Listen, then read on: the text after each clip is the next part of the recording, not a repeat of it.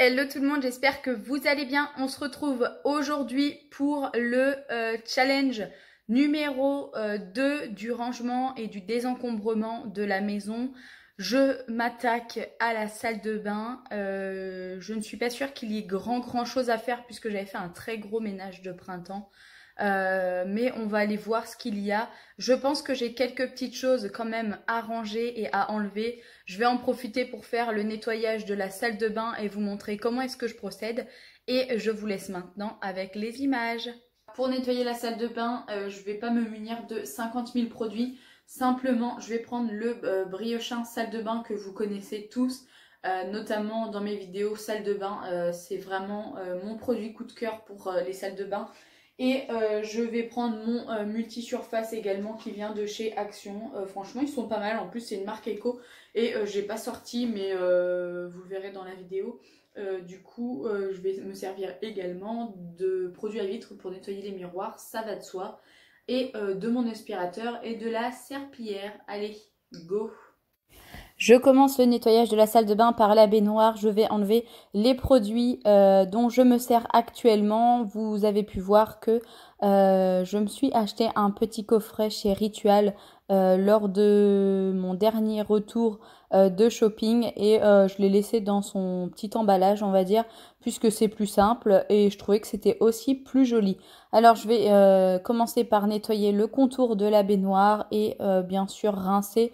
Faut savoir que comme c'est quelque chose que je fais chaque semaine, ce n'est absolument pas sale, vraiment à un point où j'ai besoin d'y passer 1000 ans.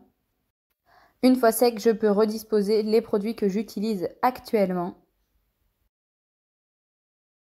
On passe maintenant de l'autre côté de la baignoire et même procédé, je vais enlever ce qu'il y a sur le côté et je vais passer au nettoyage du côté et de la robinetterie également. Ce produit est vraiment miraculeux sur le calcaire.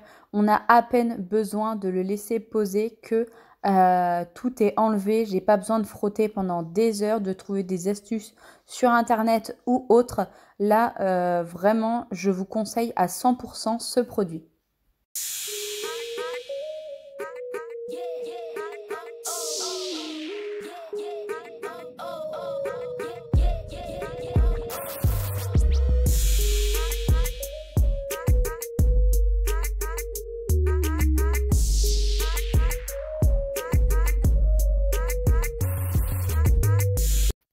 On passe maintenant au nettoyage intérieur de la baignoire. Il faut savoir qu'ici, il n'y a que moi qui me douche dans la baignoire et mon mari utilise que le côté douche. Ça a toujours été comme ça, comme je vous les ai déjà expliqué dans d'autres vidéos. On a vraiment chacun notre espace et c'est plus simple même pour se laver, etc. Sauf l'été où est-ce qu'il utilise la baignoire. Puisque je crois qu'il m'a dit que son mitigeur de douche fonctionnait pas très bien et que ça lui met que de l'eau chaude brûlante. Donc pour l'été, c'est pas top. On passe maintenant côté placard et là, je vous avoue que je n'ai pas fait grand tri puisque comme je vous ai dit, tout était déjà à peu près trié et rangé. Voilà, je trie par boîte et par panière. On a une boîte à pharmacie avec médicaments. L'autre côté, c'est des serviettes hygiéniques avec du nettoyant. Intime, tout simple. On a un côté avec ce qu'il faut pour les pansements, etc. Une panière avec des produits neufs ou non terminés. Ça, c'est tout ce que je reçois dans ma box de chez Birchbox et que je n'utilise pas tout de suite. Mais pour le coup, j'ai rajouté quelques bricoles qui étaient neuves et qui traînaient. Donc, c'était plus simple pour moi de mettre les affaires dedans. Et dans cette petite boîte, il y a quelques produits et c'est surtout les produits pour la barbe de mon mari. C'est la tondeuse à cheveux et à barbe. Là, dans cette panière, comme je vous dis, j'ai remis quelques produits dedans. Au niveau du maquillage, j'ai déjà fait un très gros tri. Du coup, il n'y a pas vraiment de gros tri à faire. C'est simplement du rangement.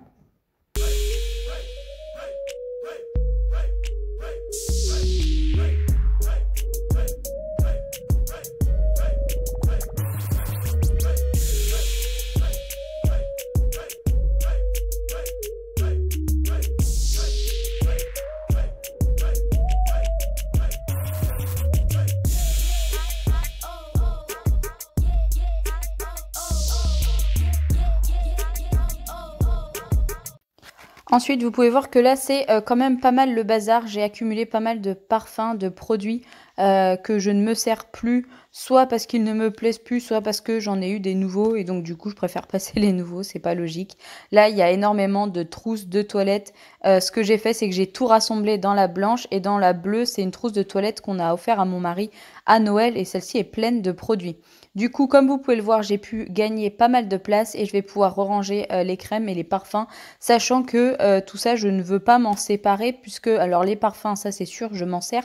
Les crèmes, non, mais en fait, j'ai pas envie de les donner. Voilà, ni de les vendre, ni de les jeter, c'est tout simple. On passe maintenant au dessous. Alors ça, c'est les boîtes de chez Birchbox. Hein. Du coup, je les jette parce que au début, je voulais les garder. Puis finalement, ça sert à rien. Dans cette boîte, comme vous pouvez le voir, c'est tout ce qui est axé pour les cheveux.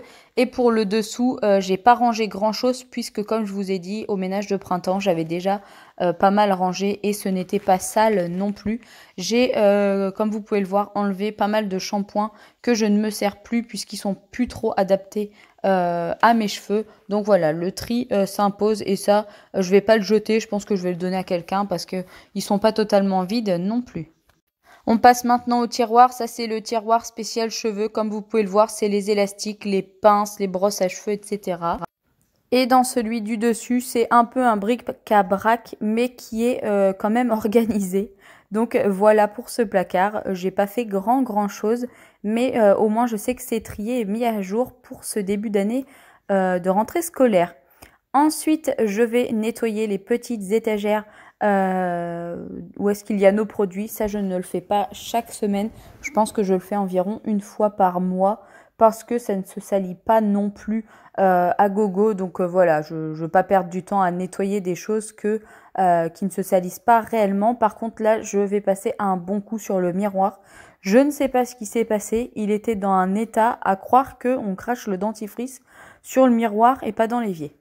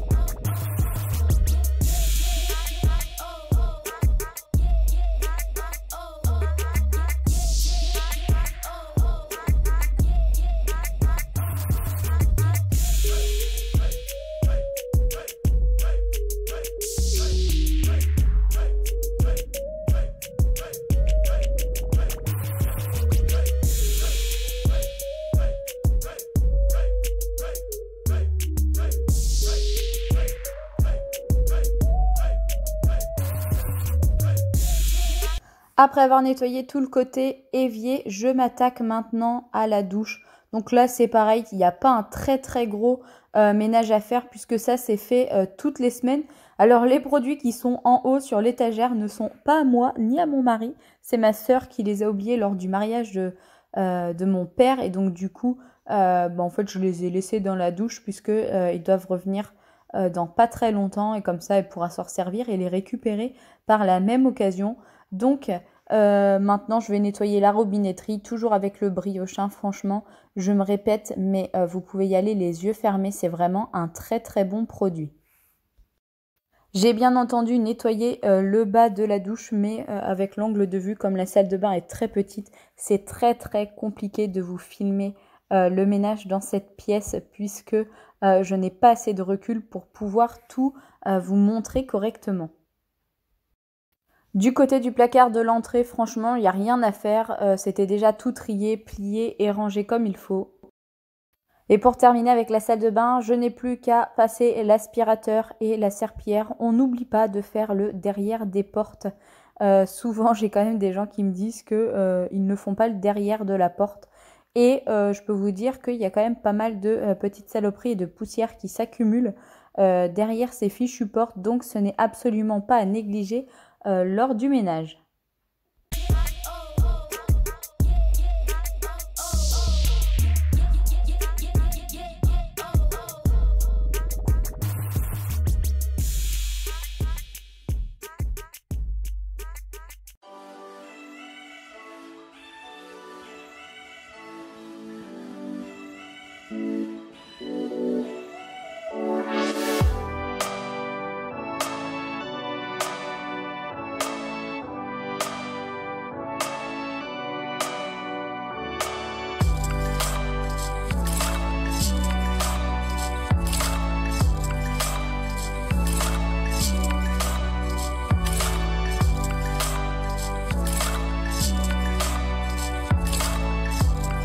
Et voilà, ce petit rangement est maintenant terminé. J'espère que vous allez vous aussi nettoyer votre salle de bain et on se retrouve pour le jour numéro 3 du très gros challenge que je me suis lancé. Et je vous dis à très bientôt.